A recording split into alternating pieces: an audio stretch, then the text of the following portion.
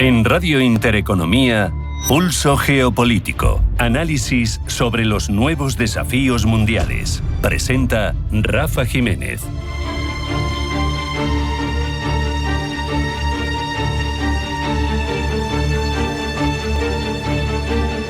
Bienvenidos a Pulso Geopolítico.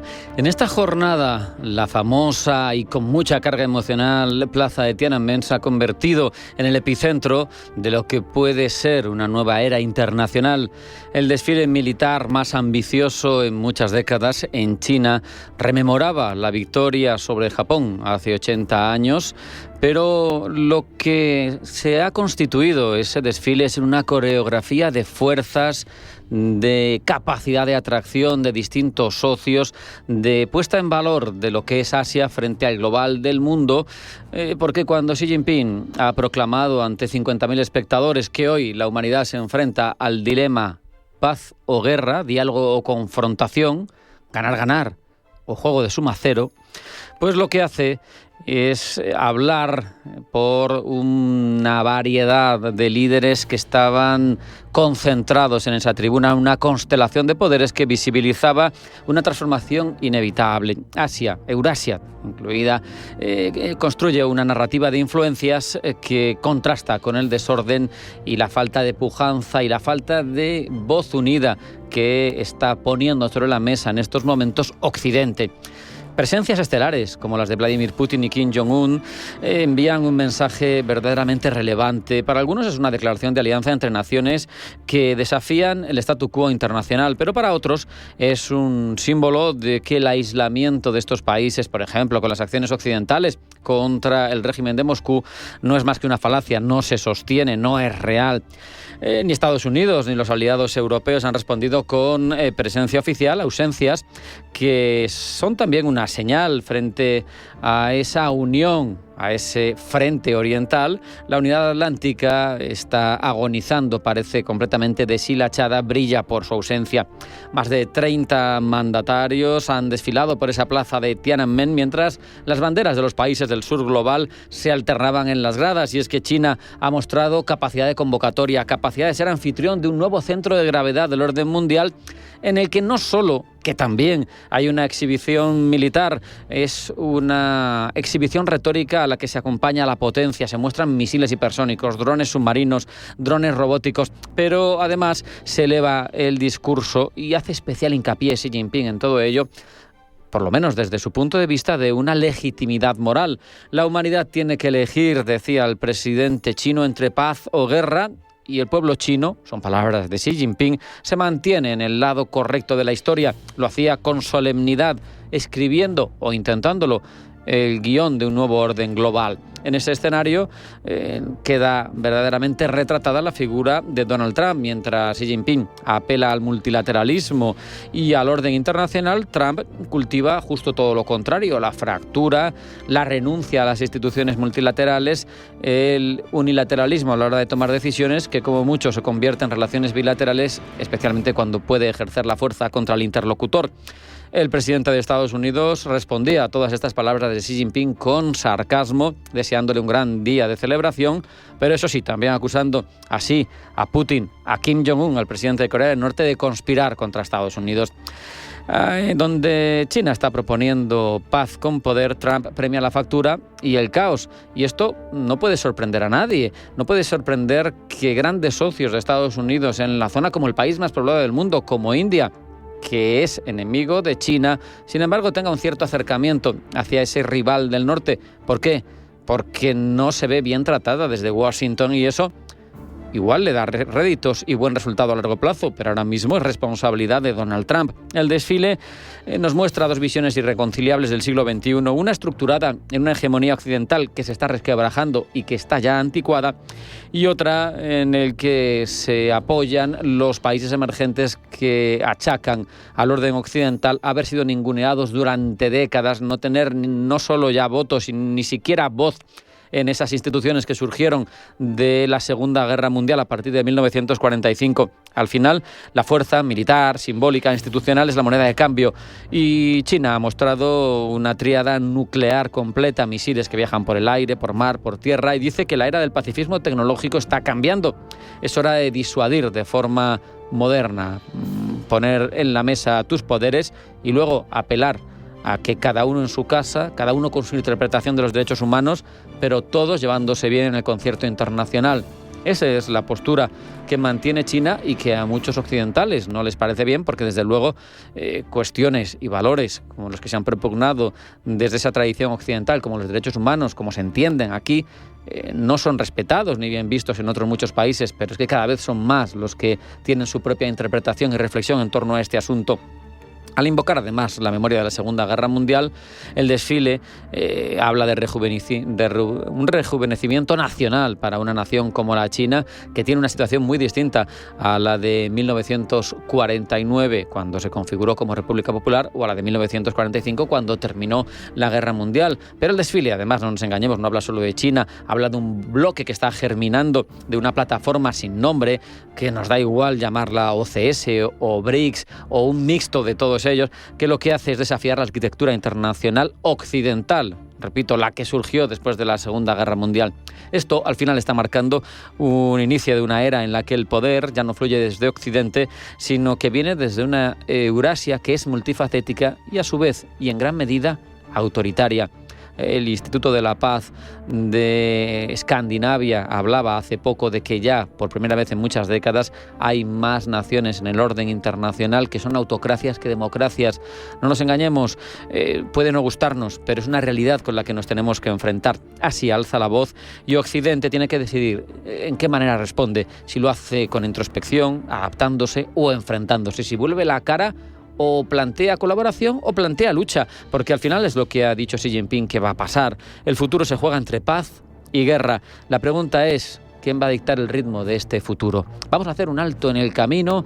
A la vuelta vamos con los titulares de información geopolítica de la jornada que elabora Blanca del Tronco. No se marchen, porque tras esta pequeña pausa sigue Pulso Geopolítico.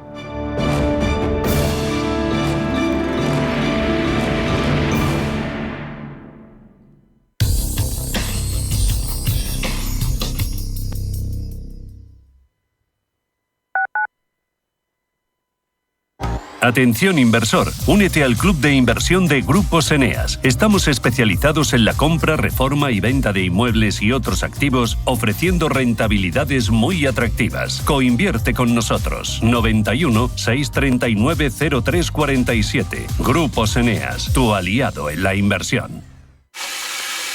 Este eres tú gastando agua. Y este eres tú lloviendo. Que llueva, que Y es que cada vez que ahorras agua, llueve un poquito. Tú puedes llover, yo puedo llover, todos podemos llover. Deja de mirar al cielo y empieza a llover un poco cada día. ¿Llovemos juntos? Canal de Isabel II. Cuidamos el agua. El cambio es constante y en el sector financiero y asegurador, la experiencia marca la diferencia. Con cerca de 1.000 profesionales, presencia en 7 países y una trayectoria de más de 2 décadas, Carácter es el referente en consultoría estratégica y digitalización. En Carácter lideramos la transformación con soluciones avanzadas en operaciones, gestión de riesgos y talento clave. ¿Estás listo para dar el siguiente paso? Carácter, Beyond Your Challenge. Geopolítica, mercados, bancos centrales. Los temas más candentes que impactan en la economía mundial están en Visión Global. Cada tarde de lunes a viernes a las 7 con Marta Isern. Visión Global.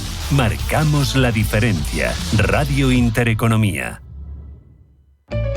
En Radio Intereconomía te acompañamos donde tú quieras. Sintonízanos en directo a través de la radio, nuestra web, aplicación móvil o canal de YouTube. Si lo prefieres, también puedes encontrarnos en diferido a través de iVoox, Apple Podcast, Spotify y todas las plataformas de podcast. La mejor información económica en cualquier momento y desde cualquier lugar. Radio Intereconomía, siempre contigo. Radio Intereconomía.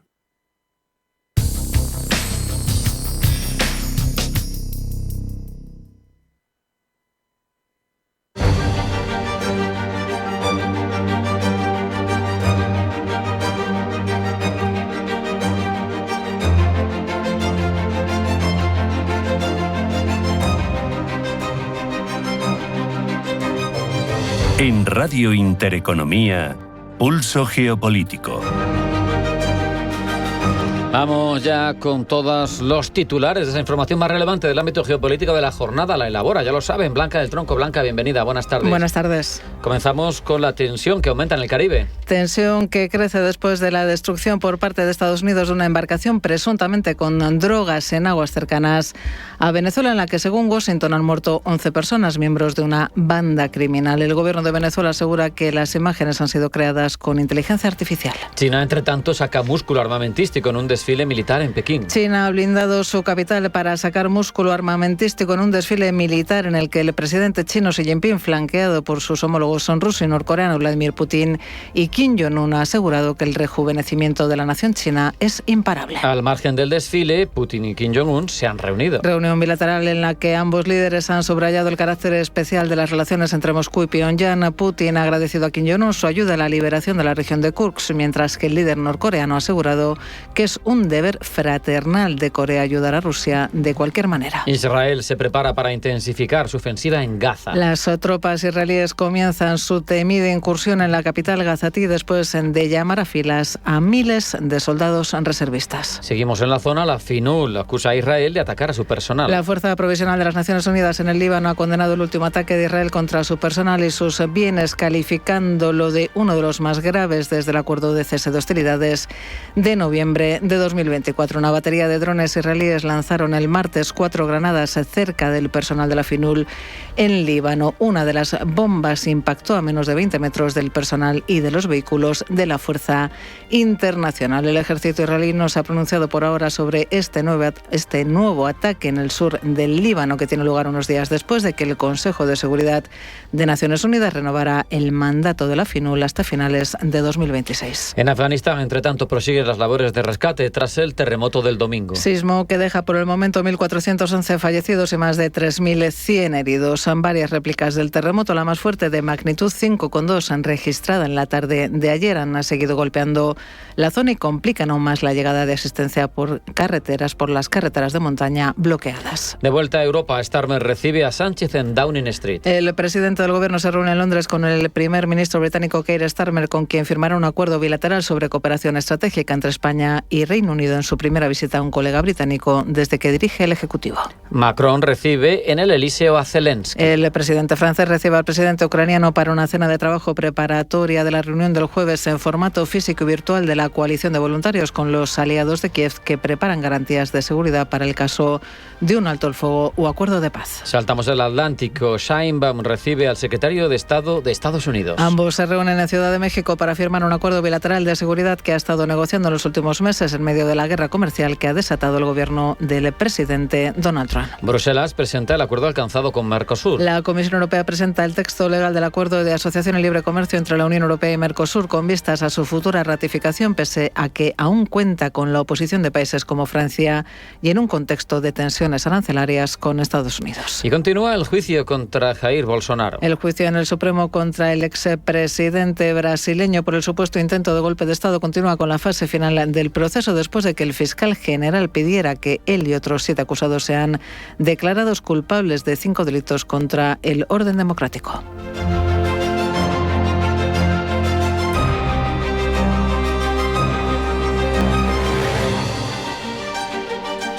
Turno para profundizar en todas estas informaciones, Blanca. Vladimir Putin y Kim Jong-un, socios directos en la guerra en Ucrania, se reunirán en Moscú después de su encuentro de hoy en China. Ambos líderes se han visto las caras en la conmemoración del 80 aniversario de rendición de Japón tras asistir al desfile militar pregonado por Xi Jinping. Pablo Llanone. La imagen no ha podido ser más simbólica. Primero, el discurso de Xi Jinping dando a elegir a la humanidad entre la paz o la guerra antes de iniciar un desfile de armamento de última generación. Escúchenlo.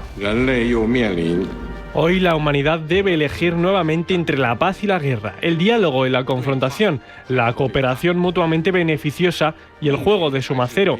El pueblo chino se mantiene firme en el lado correcto de la historia y del progreso de la civilización humana. Seguiremos comprometidos con el camino del desarrollo pacífico y uniremos fuerzas con todos los pueblos del mundo para construir una comunidad de futuro compartido para la humanidad. Después ha venido el desfile en sí, armamento, como decimos, de última generación para celebrar la paz que se alcanzó en 1945, acompañado todo de un himno de lo más patriótico. Por las calles de Pekín han circulado las Fuerzas Armadas chinas, acompañando en su paseo a la nueva tríada nuclear de China, que incluye las fuerzas estratégicas terrestres, marítimas y aéreas. También han presentado el misil balístico intercontinental estratégico DF-5C, con un radio de alcance que abarca todo el planeta. Sentados en el palco de invitados de alto nivel, observaban entre tanto Vladimir Putin y Kim Jong-un, quien se encontraba en su segundo evento diplomático multilateral desde 2011, cuando asumió el cargo. Lo tercero ha sido precisamente la reunión entre Putin y Kim. En este encuentro, Putin le ha dado las gracias a Kim Jong-un, a su homólogo norcoreano, y a su pueblo por prestar las tropas que han combatido en suelo ucraniano.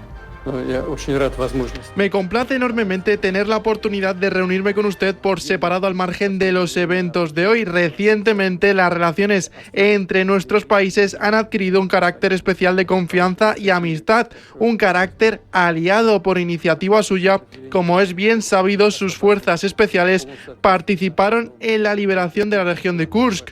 De conformidad con nuestro nuevo acuerdo, quiero destacar que sus soldados lucharon con valentía y heroísmo.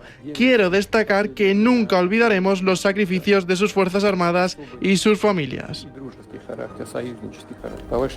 Kim, por su lado, se ha comprometido a ayudar a Rusia con lo que sea.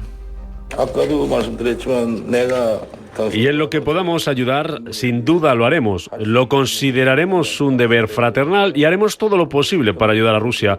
Cooperamos en todos los aspectos, en diferentes sectores. Como oyen, un deber fraternal es al parecer el que une a ambos países. Quizá no tan cercana es la relación entre Putin y Xi Jinping. Al menos sí es conveniente porque durante su cumbre bilateral han seguido avanzando en su proyecto de gas conjunto que supone la construcción de 2 gasoductos a través de Mongolia. ¿De qué forma se beneficiarán Pekín y Moscú con este ambicioso plan? Escuchamos la visión del experto en energía, Carlos Cajigal. Se beneficia del proyecto evidentemente China, Rusia también, aunque Rusia su política es de vender el precio del gas para dar salida a su gas a muy bajo precio. Seguramente el contrato vinculante con China sea un precio todavía en condiciones mucho más ventajosas de lo que lo tenía Alemania con Rusia. A corto o medio plazo, China se garantiza un gas natural que la tendencia ya a nivel mundial, no solamente en la Unión Europea, es dejar de consumir. Están cayendo ya caídas de consumo de gas natural a nivel mundial, pero que China, al igual que estamos desarrollando en Europa, quiere garantizarse una autonomía energética y estos acuerdos pues van en ese sentido. Eso sí, Cajigal junto a otros expertos calculan que todavía faltan entre 5 y 8 años para que el proyecto se haga realidad. De momento, lo que está claro es que existe una tendencia por parte de Rusia a encontrar otros mercados y de China a corresponderle tal necesidad. Una alianza cada vez más fuerte y transversal que junto a Corea del Norte dejan una fotografía de lo más preocupante posiblemente para Estados Unidos. Acercamiento de China, Rusia y Corea del Norte que miran con recelo desde Estados Unidos. En un mensaje irónico en su red social, Donald Trump ha acusado a Xi Jinping, Vladimir Putin y Kim Jong-un de conspirar contra Estados Unidos. Trump ha restado importancia a las posibles implicaciones estratégicas de este acercamiento, insistiendo en que Estados Unidos mantiene una superioridad militar insuperable y que no considera que China, Rusia y Corea del Norte sean una amenaza cohesionada. El Kremlin, por su parte, ha negado que China, Rusia y Corea del Norte estén conspirando contra Estados Unidos. Según Dmitry Peskov, portavoz del Kremlin, nadie está conspirando contra Estados Unidos. Esperamos, dice Peskov, que las palabras de Trump sean en sentido figurado y no literal, porque nadie, afirma, está tramando nada. Y prohibir los aranceles convertiría a Estados Unidos en un país del tercer mundo. Estas han sido las últimas palabras que ha empleado Donald Trump en referencia a la legalidad sobre los aranceles. Ahora mismo depende de la Corte Suprema dictaminar una decisión que se podría retrasar hasta el próximo año. Por eso hoy su administración pedirá al tribunal una resolución en menos tiempo, Pablo. El pasado viernes, una Corte Federal de Apelaciones falló que los aranceles impuestos bajo la Ley de Poderes de Emergencia de 1977, es decir, la mayoría de aranceles, son ilegales. Aseguran que Trump excedió su autoridad al aplicarlos sin la autorización explícita del Congreso y sin justificar debidamente tampoco cuál era la emergencia para imponerlos por la vía de la Ley de 1977. De momento, los aranceles señalados seguirán vigentes hasta octubre de 2025, misma fecha en la que se espera que el Tribunal Supremo atienda la apelación que los republicanos han hecho. Hasta el verano de 2026 podríamos no saber si el máximo órgano judicial del país norteamericano acepta la legalidad o no de estas tarifas. Como decíamos, para Trump supondría que Estados Unidos se convirtiese en un país del tercer mundo. Dice que su país lidera sectores como la inteligencia artificial gracias a las compañías que invierten en la industria norteamericana por los aranceles. Somos líderes gracias a los aranceles, dice. Somos líderes gracias al talento. Pero sin los aranceles no tendríamos ninguna oportunidad porque no podríamos proteger las inversiones de las empresas que llegan. Entonces, si se eliminasen los aranceles, concluye, podríamos terminar siendo un país del tercer mundo. Entre las consecuencias vaticinadas, si la mayoría de los aranceles se cancelan, Washington podría verse obligado a devolver hasta $100.000 millones en ingresos arancelarios a los países afectados. Por ello, hasta ese 60% de ciudadanos estadounidenses que está en contra de los aranceles podrían cambiar de parecer. De momento, el secretario del Tesoro de Estados Unidos, Scott Bessent, se muestra optimista sobre el fallo de la Corte Suprema. Creemos que vamos a ganar en la Corte Suprema, dice. Estamos cerca de un punto crítico en el que podríamos tener inestabilidad financiera debido a estos grandes y persistentes déficits comerciales, por lo que estamos tratando, concluye, de evitar una crisis. El Tribunal Supremo cuenta con mayoría republicana, 6 conservadores frente a 3 demócratas. Aún así, si la situación se torciese y fallasen en contra, Bessent ya ha planteado recurrir con que la emergencia nacional que buscaba aliviar con gran parte de los aranceles, esa razón por la que Trump se amparó en la ley de emergencia de 1977 era la epidemia del fentanilo. Para defender este argumento, Bessent está preparando un informe legal que subraya la urgencia de detener el flujo de fentanilo mortal a Estados Unidos. En caso de que este argumento tampoco salga adelante, los republicanos, aseguran el secretario del Tesoro, activarán un plan B. Acudirán a la ley de 1930, conocida como la sección 338 del Tariff Act, que plantea la posibilidad de imponer aranceles en caso de que haya discriminación comercial hacia Estados Unidos. Bessent también se encuentra redactando un documento que revele esas presuntas décadas de discriminación. Y sube la tensión en el Caribe después de que Estados Unidos haya disparado contra un barco cargado con droga procedente, ha dicho el presidente estadounidense, de Venezuela. En los últimos minutos, dice Trump, literalmente disparamos a un bote que transportaba drogas, muchas drogas, y lo verán y leerán sobre eso. Eso sucedió hace unos momentos y hay más de dónde vino eso. Tenemos muchas drogas entrando a nuestro país, entrando durante mucho tiempo, y simplemente estas salieron de Venezuela y salieron muy fuertemente de Venezuela. Muchas cosas, dice Trump, están saliendo de Venezuela. Trump defiende que el Tren de Aragua es una organización terrorista controlada por Nicolás Maduro, responsable de asesinatos en masa, tráfico de drogas, tráfico sexual y actos de violencia y terrorismo en Estados Unidos y en el hemisferio occidental. El operativo supone el primer golpe que da Washington por medio de la fuerza militar que desplegó cerca de las costas de Venezuela, conformada por al menos 7 buques de guerra, incluidos destructores con misiles. El ataque, catalogado como letal por el Pentágono estadounidense y por el propio Donald Trump, dicta de las tácticas contra el narcotráfico que usan normalmente las Fuerzas Armadas, ya que los operativos suelen consistir en interceptar las embarcaciones, incautar la droga y poner bajo arresto a los sospechosos. El presidente de Venezuela, Nicolás Maduro, ha asegurado por su parte que Estados Unidos se despliega en aguas caribeñas porque quiere las riquezas naturales de la nación sudamericana. Pero ellos vienen, de verdad, verdadita. ¿Tú sabes por qué vienen? Por el petróleo venezolano, lo quieren gratis. Por el gas. Tenemos la principal reserva de petróleo de Venezuela y ese petróleo no le pertenece a Maduro y menos a los gringos, le pertenece a ustedes. Ese petróleo es de ustedes, ¿oyeron? De ustedes, de estos niños y de estas niñas. Esa primera reserva de petróleo del mundo es del pueblo de Venezuela. El ataque de este martes ha aumentado la tensión y las conjeturas en torno a una posible operación militar contra Venezuela. Paloma Arnaldos. La tensión entre Estados Unidos y Venezuela ha llegado a un punto crítico, tensión que no ha parado de incrementarse desde que el 18 de agosto Estados Unidos desplegara múltiples buques de guerra, incluyendo destructores, un buque anfibio, un crucero y un submarino nuclear en el sur del Caribe, junto a 4.000 marines. Este despliegue ha sido respondido por Maduro con la movilización de más de 4,5 millones de milicianos bolivarianos en todo el país como parte de un plan especial de defensa. En las últimas semanas el gobierno de Estados Unidos ha duplicado además la recompensa por información que conduzca al arresto de Nicolás Maduro, elevándola a $50 millones. Washington acusa al líder bolivariano de liderar redes de narcotráfico. La tensión ha llegado hasta tal punto que hace solo unos días, el pasado lunes, Maduro advertía de la posibilidad de declarar en armas a su país en caso de que enfrente una agresión extranjera. Para el presidente venezolano, la situación actual es comparable con la crisis de 1962, cuando la extinta Unión Soviética trató de instalar misiles nucleares de alcance medio en Cuba, lo que provocó una crisis con Estados Unidos que puso a las dos superpotencias al borde de un conflicto atómico.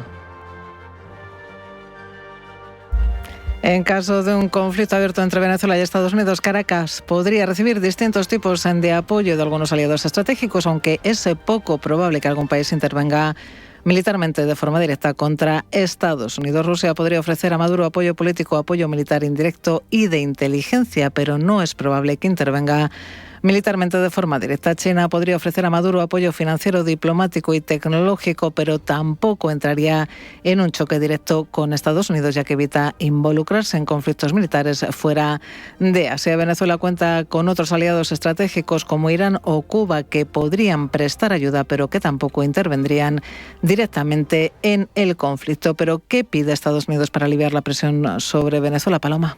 La presencia militar de Estados Unidos en el Caribe podría haber llegado para quedarse, ya que la administración Trump no parece condicionarla a nada en concreto, más que el control de la entrada de drogas en Estados Unidos provenientes de Venezuela. Sí aliviaría su presión sobre Venezuela en otros ámbitos, como el económico, si el régimen de Maduro aceptase reformas democráticas y elecciones libres y justas. Estados Unidos ha dejado claro que está dispuesto a reducir sanciones si el gobierno de Maduro emprende reformas democráticas tangibles. Esto incluye crear condiciones para unas elecciones presidenciales libres y transparentes. Desde Washington piden además que se reanude el diálogo con la oposición venezolana como el que se llevó a cabo en México y vinculan el alivio de las sanciones a la liberación de presos políticos y ciudadanos estadounidenses detenidos en Venezuela. Actualmente la administración Trump aplica sanciones selectivas y restricciones de visa contra funcionarios venezolanos acusados de violación de los derechos humanos y acciones antidemocráticas.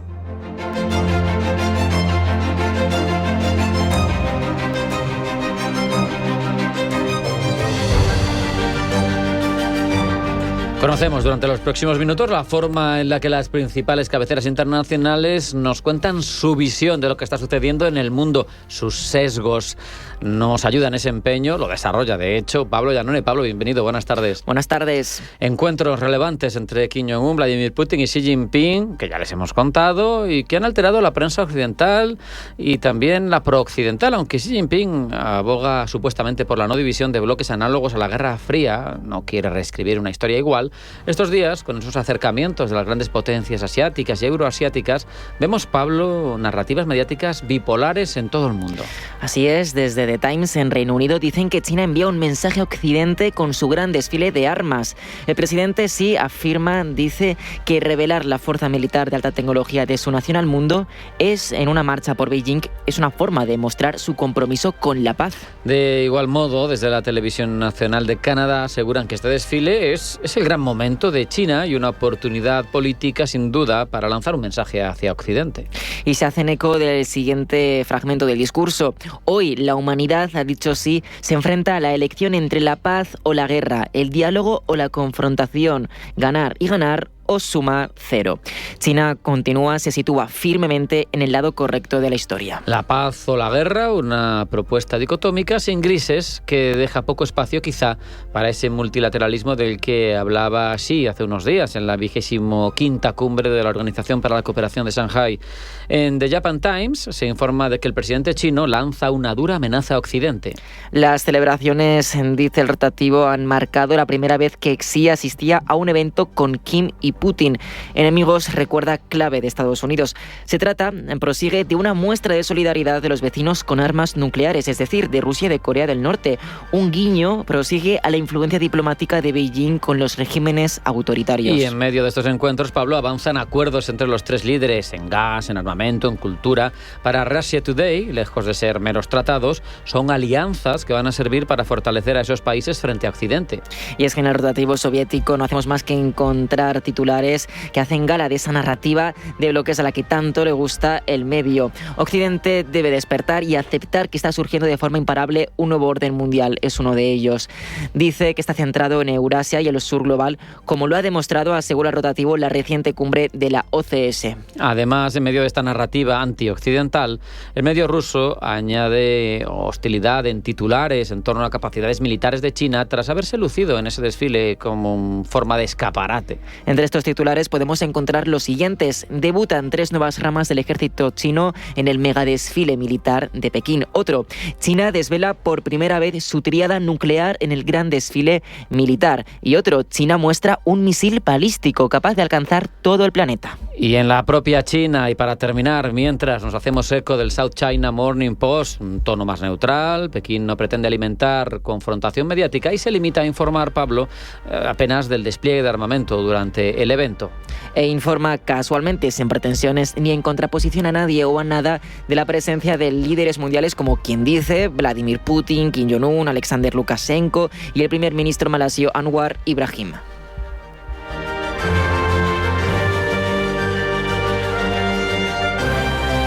En Radio Intereconomía, Pulso Geopolítico.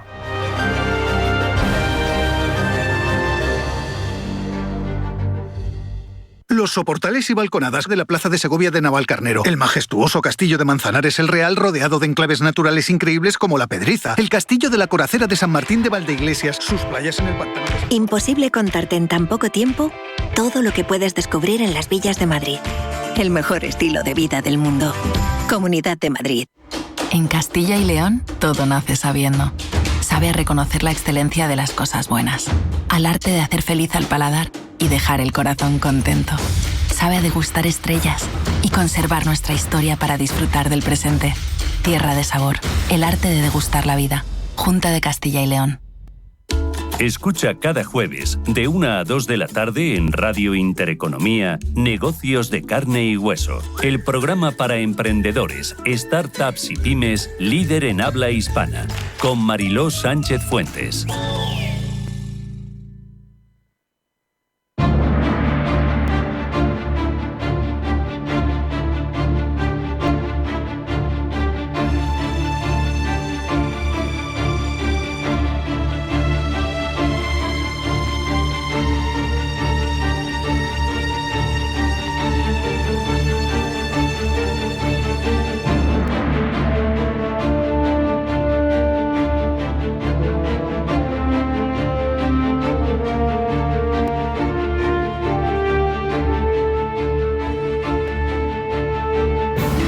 El terrorismo internacional, un fenómeno que puede desestabilizar países y equilibrios internacionales sin duda, no ha desaparecido, solo ha cambiado de rostro, de territorios, de estrategias.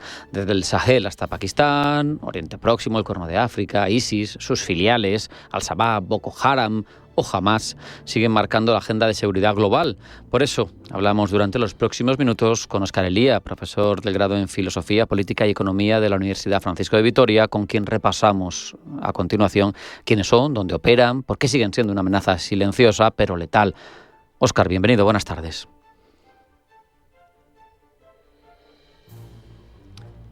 Óscar, creo que no te escuchamos.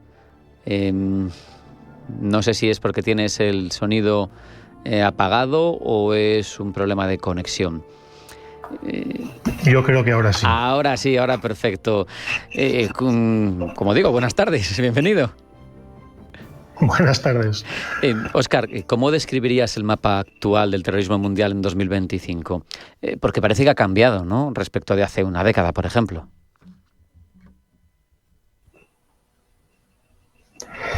Sí, como suele ocurrir con este tipo de fenómenos, hay una evolución que implica ciertos cambios, que sobre todo afecta a la fragmentación del panorama terrorista, pero que al mismo tiempo implica también cierta permanencia, porque muchas de las líneas que venimos viendo en la última década se siguen manteniendo.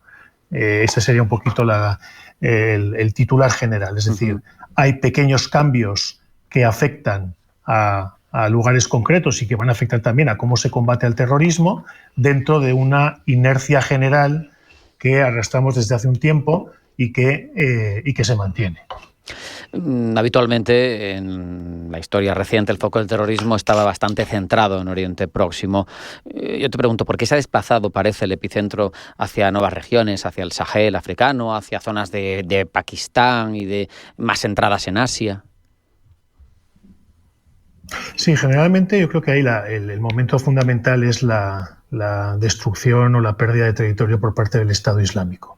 Generalmente, si hacemos un resumen como muy genérico, muy general de la historia del yihadismo, en su vertiente más contemporánea aparece con Al-Qaeda. Al-Qaeda en su momento opera a largo plazo, es decir, cuando todos conocemos a Al-Qaeda, que es con el 11 de septiembre, Al-Qaeda lleva operando ya muchísimo tiempo, lleva preparando atentados con muchísima antelación. El 11 de septiembre es el más espectacular.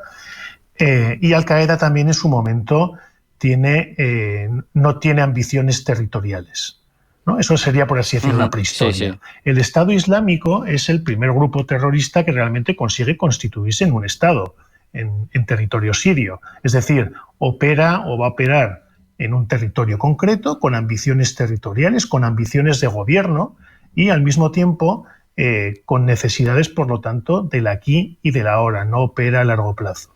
La destrucción del Estado Islámico hace que el panorama se fragmente. Es decir, a día de hoy, tanto Al-Qaeda como ISIS, podríamos llamarlo, sus estructuras centrales, se encuentran muy golpeadas, se encuentran muy perseguidas, y lo que se ha producido es esa fragmentación en la cual nos encontramos múltiples siglas por todos los lugares que operan bajo el paraguas de un grupo, de otro, que van pasando de uno al otro y que operan de manera autónoma. Y esta autonomía hace que, puesto que no existe una estrategia global, los distintos conflictos o en los distintos lugares en los que Al-Qaeda o Estado Islámico, el yihadismo general, puede hacerse fuerte, aparezcan con inusitada fuerza. Y ahí el caso, probablemente el que todos tenemos en mente, es el del Sahel, que nadie lo pensaba hace unas cuantas décadas y que hoy constituye el gran problema y la gran preocupación para los países europeos.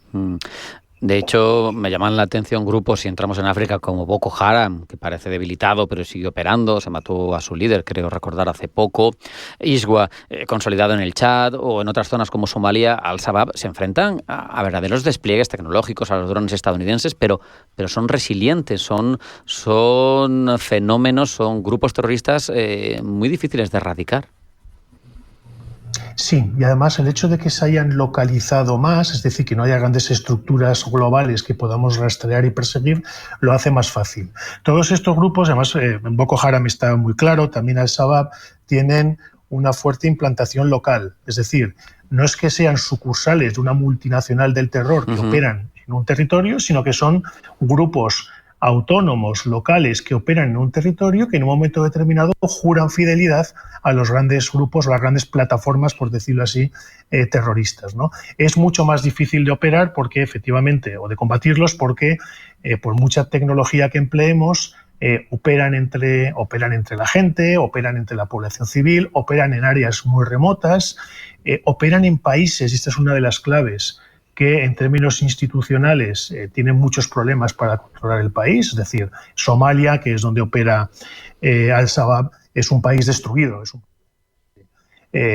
La zona en la que opera en lo que opera Janim o lo que opera Boko Haram, Nigeria, Chad, Burkina Faso. Hablamos de gobiernos muy inestables que además en los últimos años han sufrido golpes de Estado, en los cuales es muy fácil encontrar huecos para asentarse territorialmente y pasar desapercibidos. Esa es un poco la clave de las dificultades que tenemos para acabar con estos grupos. Da la sensación también de que son un extremismo más adaptable, incluso a veces transfronterizo, otras tácticas de las pasadas, pero incluso con facilidades que les da la tecnología, no solo en cuanto a armas, sino redes sociales, criptomonedas, se pueden financiar, pueden reclutar. Eso supongo que es otra variable difícil de controlar y que ayuda a que esto siga latente. Sí, porque además es verdad que yo he comentado ahora que son grupos que operan localmente y esa localización los hace más difíciles de combatir, pero es verdad que apoyados en la tecnología siguen manteniendo un alto nivel de coordinación entre ellos. Y ahí sí que es verdad, como usted comenta, que la cuestión de las redes sociales, la cuestión de la tecnología permite que grupos muy alejados sigan colaborando de manera exitosa en términos de financiación, en términos de publicidad, de captación de miembros, etc. Es curioso, a mí me llama mucho la atención un caso concreto, el de HTS en Siria, ¿no?, que ha conseguido llegar al poder por conveniencia de otras potencias. Está ahí de por medio Turquía, también Estados Unidos ha colaborado, han derribado el régimen de Al-Assad, y quien tenía precio en su cabeza de $10 millones, de repente es todo un respetable jefe de gobierno. Qué curioso, ¿no? La política hace extraños compañeros de cama, ¿no?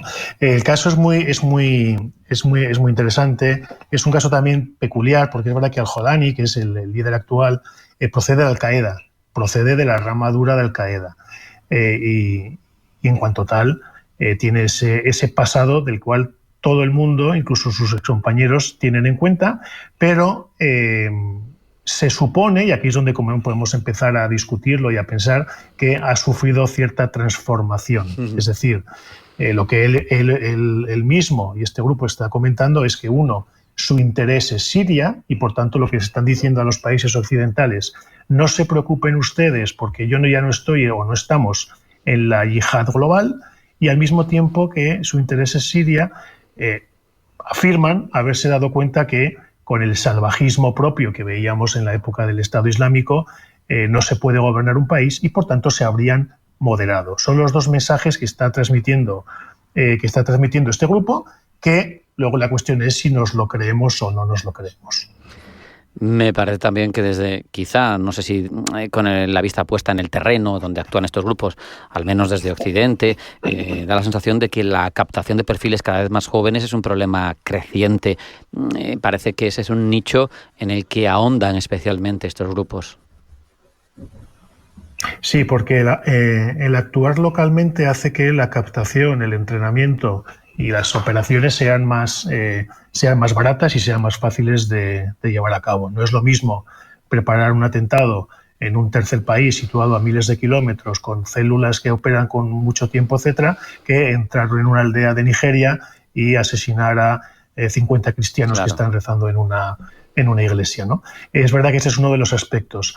Y además tiene que ver con el hecho de que estamos hablando de lugares que ya previamente tienen bastante inestabilidad y bastantes grupos enfrentados. Es decir, no es casualidad que sean lugares donde el Estado se encuentra impotente ante bandas de criminalidad organizada, narcotráfico, bandas incluso de inmigración ilegal. Es decir, estamos hablando de sitios en los cuales el Estado no puede controlar el propio territorio, el Estado, digamos que hemos estado entre comillas, y eso lo aprovechan este tipo de grupos para funcionar como un Estado. Varios de estos grupos tienen su pequeño estadito en determinadas zonas más o menos remotas de Afganistán o de Nigeria o del Chad, etcétera, ¿no? Funcionan autónomamente. Y así es como, sin muchas dificultades, consiguen enrolar a chicos jóvenes a los que realmente les ofrecen, pues no sé si fama, o no sé, bueno, sabemos que les ofrecen fama y que les ofrecen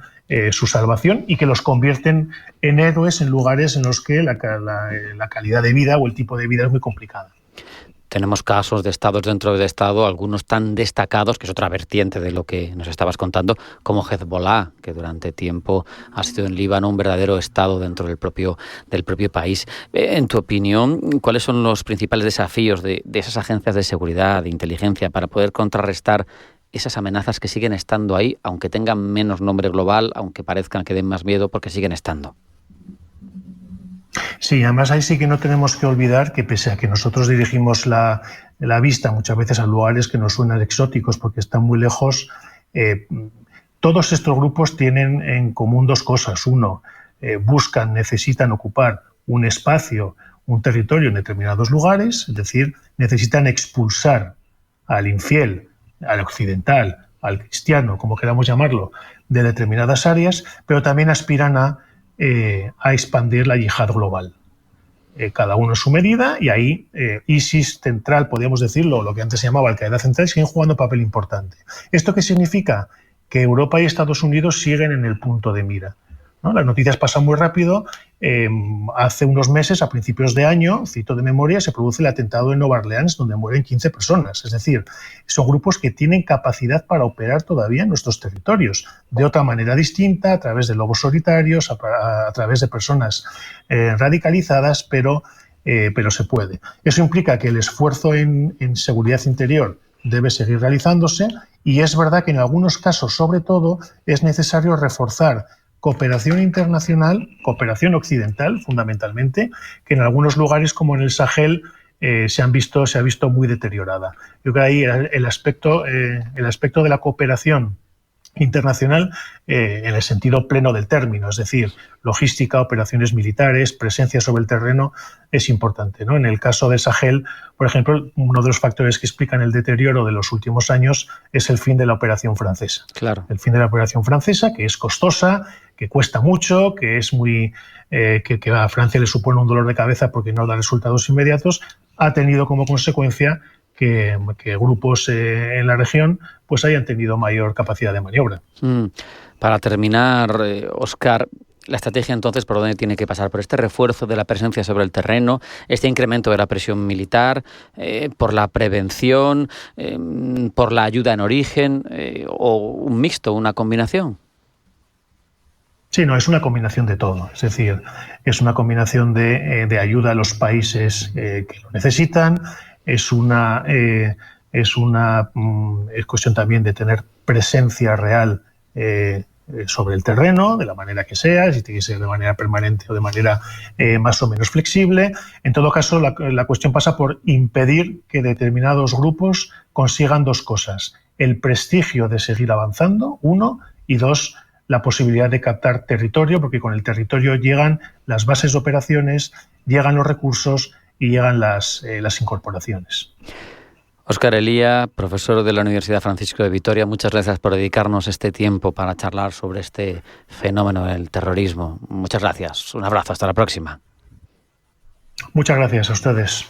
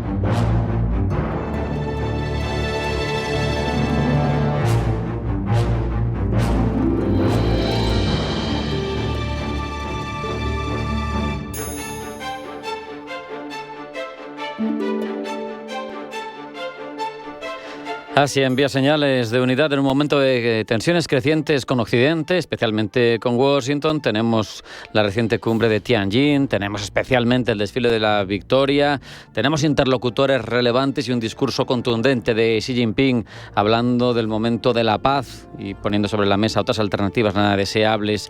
De todo ello hablamos ya con Frederik Mertens, profesor de la Universidad Europea. Frederik, bienvenido, buenas tardes. Muy buenas tardes. Frederik, esa cumbre de la OCS, ese desfile de la Victoria, con figuras verdaderamente relevantes y algunas tan hostiles para Occidente como Kim Jong-un, son un indicio de que estamos asistiendo a la formación de un nuevo bloque asiático para posicionarse en el mundo. Bueno, bloque, eso queda por ver, porque todos los que están presentes en esas reuniones se muestran como amigos. El tiempo de una enemistad común que es Estados Unidos y los occidentales. Yo creo que es más bien la configuración de un grupo de países que dan la señal a los occidentales que a partir de ahora las relaciones internacionales se gestionarán en base a otro modelo o desde luego no a la manera occidental desde el siglo XIX. Claro, da la sensación de que China e India, por ejemplo, tradicionales rivales, están haciendo eso del enemigo, de mi enemigo es mi amigo, más que porque sean amigos entre ellos. Desde luego tienen muchas litigios pendientes. Pero da la sensación, Frederik, de que una política exterior estadounidense tan hostil, tan reacia al multilateralismo como la de Donald Trump, ha acelerado esos acercamientos, aunque sean coyunturales. ¿Estás de acuerdo? Sí. La política de Trump ha conseguido despertar,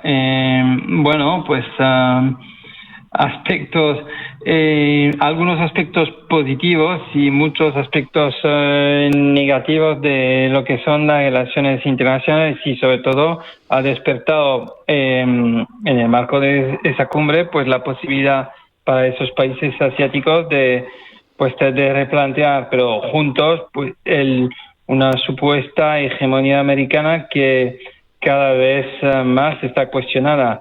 Aspecto positivo, pero esto no es tanto para la parte asiática, sino la parte europea, es que nos han dado los americanos el aviso de que tenemos que despertarnos en materia de defensa.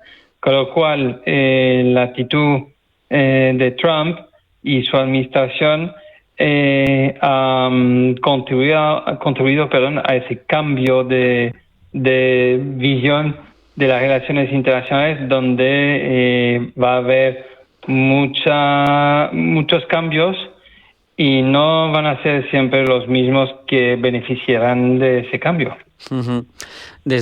Para analizarlo desde distintas ópticas, desde una perspectiva militar, realmente parece preocupante que Pekín, Moscú y Pyongyang, como se ha mostrado hoy en la capital china, estén tan íntimamente relacionados. Tienen poder naval tremendo, tienen poder nuclear las tres, y estamos hablando de un Pacífico, de una Eurasia, pero en la parte más oriental, que tiene verdaderos asuntos pendientes muy calientes.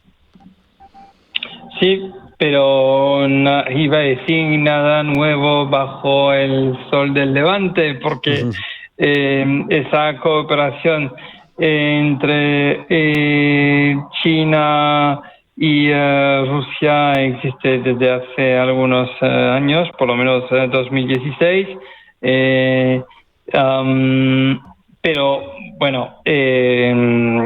tenemos a Estados Unidos que está con su poderío militar en esas aguas, y nadie, ni los asiáticos ni los occidentales, tienen interés o quieren provocar demasiado chispas que podrían afectar a todo el mundo. No me refiero necesariamente a un conflicto mundial o un conflicto regional intenso, sino más bien a una crisis o tensiones económicas de naturaleza global. Y ahí sí que todo el mundo puede perder.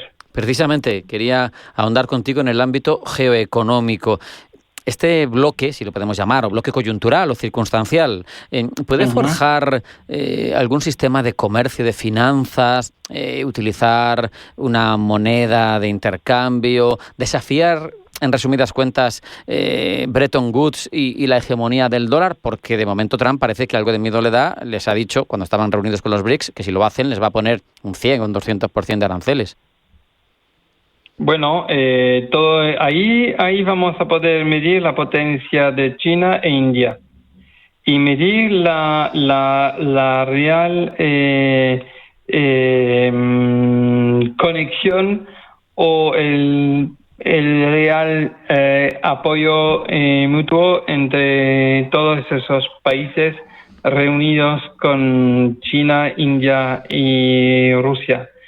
Pero yo creo que de una manera u otra para Pekín es hacer de su moneda pues un referente competidor al dólar, aunque el dólar es la moneda referencial en esa parte asiática y veo muy complicado, difícil poder sustituir el dólar a otra moneda, perdón. Frédéric, me ha parecido verdaderamente llamativo en el discurso del desfile escuchar a Xi Jinping dando una impresión casi de líder tradicional occidental, hablando de multilateralismo, hablando de paz, hablando del lado correcto de la historia, de buscar un win-win y de no buscar un juego de suma cero, cuando el discurso de Trump es unilateralismo, me salgo de las instituciones multilaterales y voy negociando con cada uno por separado, porque así doblego voluntades. Esto es llamativo, cuando menos. Sí, es llamativo pero a ver, China siempre ha funcionado así. Es decir, que China pretende modificar el juego de relaciones internacionales desde el interior, fagocitando, por ejemplo, las instituciones internacionales, fagocitando la influencia geoeconómica de los occidentales en el mundo. Tienes a los chinos presentes en el continente africano, el continente pues en los países LATAM o en Brasil, por ejemplo, incluso en Europa. Bueno, hace años compraron hasta el puerto del Pireo en Atenas. Sí. Es decir, que los chinos trabajan desde el interior. Trump está adoptando un método digno de los rusos, por no decir en su momento de los soviéticos o de Putin, que es de ir por la fuerza, al enfrentamiento, a imponer violentamente, entre comillas, el discurso y la manera. Trump pues es un método suyo, incluso en la gestión de sus negocios, hacer tambalear la mesa para ver si resiste o cuál es el nivel de resistencia o de reacción de su interlocutor. Frédéric, nos hemos quedado sin tiempo, con ese análisis nos quedamos. Muchas gracias, un abrazo, hasta la próxima. Bueno, hasta la próxima, un abrazo, hasta luego. Hasta aquí Pulso Geopolítico, no hay tiempo para más. Hasta mañana.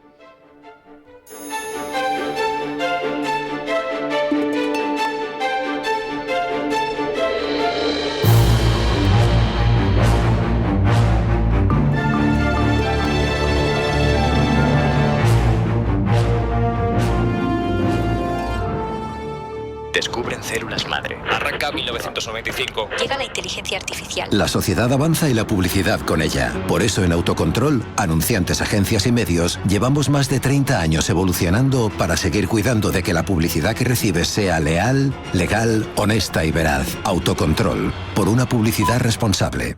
La Hora de Miguel Ángel es un programa dedicado a la salud.